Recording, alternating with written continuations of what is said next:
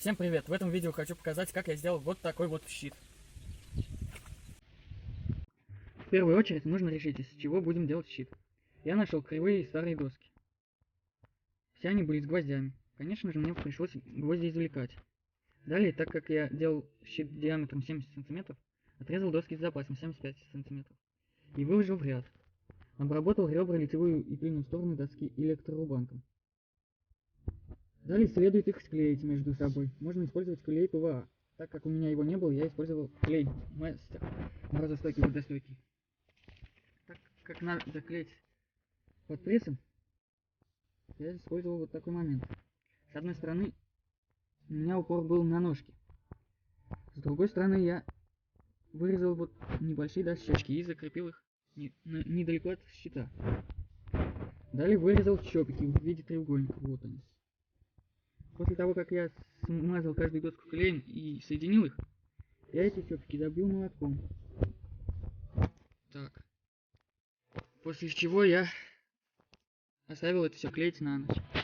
Пока это все клеилось, я в центр забил гвоздик глубоко и привязал к нему веревку.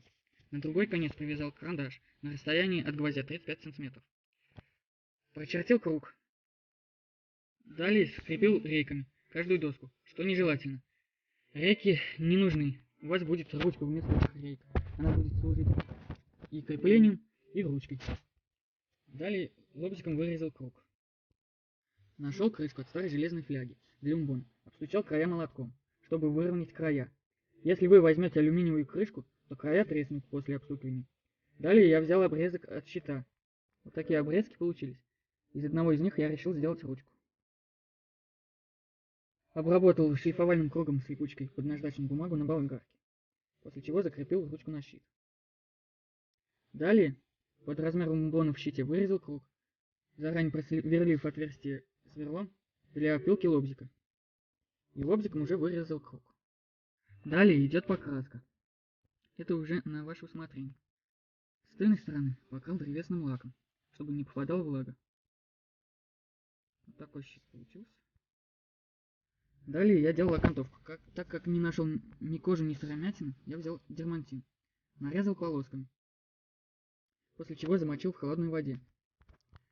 Пробил мягкий утеплитель маленькими гвоздиками по краю щита в несколько слоев для смягчения удара. Вам же советую не делать толстый слой. А лучше вообще ничего не подкладывать под окантовку или кожу, резать намного шире полоски. Потому что у меня стал рваться дермантин от натяжения ниток, которые даже видны, что не очень красиво. Далее я просверлил дырки на расстоянии 1,5 см друг от друга и также 1,5 от края щита. Пока я прошивал окантовку, мне пришлось откручивать рейки и ручку.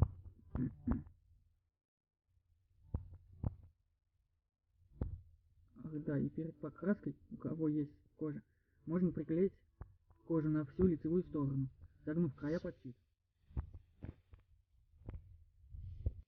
Далее креплю плечевой ремень. Одеваю кольцо и подгибаю край у ремня. Пробиваю шилом 2 дырки и вкручиваю шурупы с обратной стороны, срезаю болгаркой. Сшиваю мешочек из дермантина. Набиваю мехом и перекрываю срезанные шурупы мешочком. Креплю степлером. Это делается для того, чтобы не кололо плечо. Далее креплю плечевой ремень. Одеваю кольцо и подгибаю край ремня. Пробиваю шилом 2 дырки и вкручиваю шурупы с обратной стороны, срезаю болгаркой. Сшиваю мешочек из дермантина. Набиваю мехом и перекрываю срезанные шурупы мешочком. Креплю степлером. Это делается для того, чтобы плечо не кололи шурупы. Далее креплю локтевой ремень на саморезе. Закрепил утеплитель под локоть, чтобы было мягко. Но я на щите не буду показывать, потому что он уже готовый. Ну, взял дощечку, типа, представьте, что это щит. Я просверлил дрелью эти дырки. Если дырки будут маленькие, иголка не будет проходить, то можно их пробить шилом, чтобы иголка прошла. Так, вот кожу, маленько ее оставить надо. Потом, когда будете завершать, ее закройте и зашьете. Так. Взял я нитку. Перед этим вымочить в воде. Надел 2 иголки на одну нитку. Так. Вот.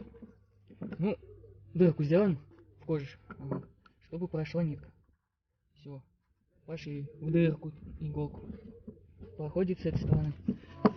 Опять дырку пробиваем. С этой стороны. Затягиваем.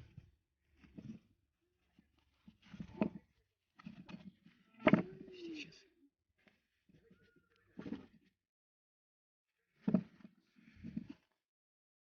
Так. Все. Пошли. Следующую дырку проходим.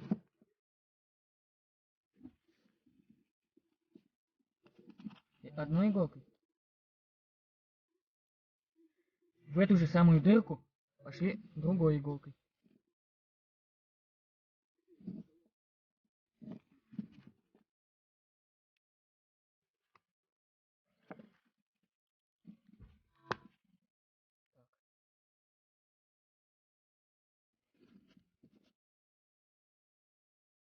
Ну, я нитку короткую взял. Вы возьмете подлиннее маленько. Ну вот как-то так вот. И опять пошли. Следующую дырку прошли этой же иголкой. Другой иголкой опять в эту дырку. И вот так вот пошли, да? Как ты делаешь? Это я просто много отрезал. Я просто чтобы показать. Ну потом в одну сторону проденете, там узел завяжете и все. Желательно делать частый узел, потому что если прорубишь нитку, можно будет подшить. Не целый щит прошить, а маленький кусочек прошить. Так, ну тут все. Давайте к ручке перейдем. Вот я сделал так, да? Вы можете взять обычный черенок от лопаты. Также обработать его. Тут маленько оставить место для руки. Кулак будет тут у вас. Понятно, да? Будете держать так. Ну, я думаю, с ручкой разберетесь. Вон как делать. Возьмете лист миллиметр, не меньше, лист железа. Ну, вырежите. Это не тот лист. Я говорю примерно. Вырежите квадрат. Возьмете этот квадрат. Я не буду резать. Найдете трубу. Ровную. Желательно потолще. Положите на него этот лист. Надо молоток взять. И как бы... Ну, так, допустим, лист тут лежит, и по кругу будете стучать. Спиралью в центр. Понимаете, да? Настукивать. По краю, в центр. И так умбон будет вытягиваться. А когда края потом подровняете.